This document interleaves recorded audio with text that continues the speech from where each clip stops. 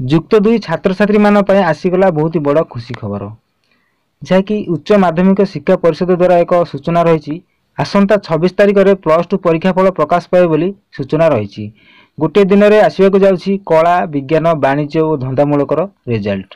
तेज देखूँ एक आर्टिकल प्रकाश पाई ये देखूँ पिलाने आसंता 26 तारिख में प्रकाश पाइबा जाऊँगी युक्त 2 परीक्षाफल। एने उच्च माध्यमिक शिक्षा परिषद बा CHSI पक्षर सूचना दी जाएगी। से गोटे दिन में कला विज्ञान वाणिज्य धंदामूलक शिक्षार रिजल्ट प्रकाश पाइब।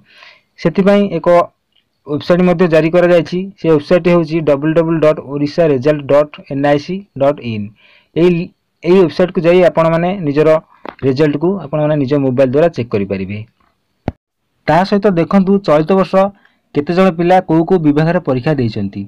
सूचना योग्य चलित वर्ष 3,86,250 जन परीक्षार्थी युक्त 2 परीक्षा देइचंती।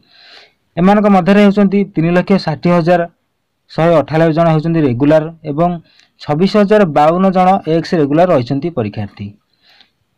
सेही बळी कला विभाग रे 2,37,750 जन थिला बेले विज्ञान रे रहिचंती 1,16,620 जन एवं वाणिज्य रे रहिचंती 26,099 जन और धंदामूलक रे रहिचंती 5,791 जन परीक्षार्थी परीक्षा देइचंती।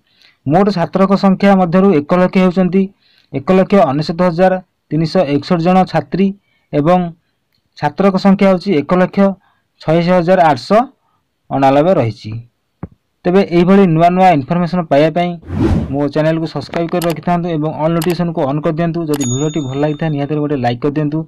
एही भली नुआ नुआ हेल्पफुल वीडियो पाया पई ए चैनल माध्यम रे।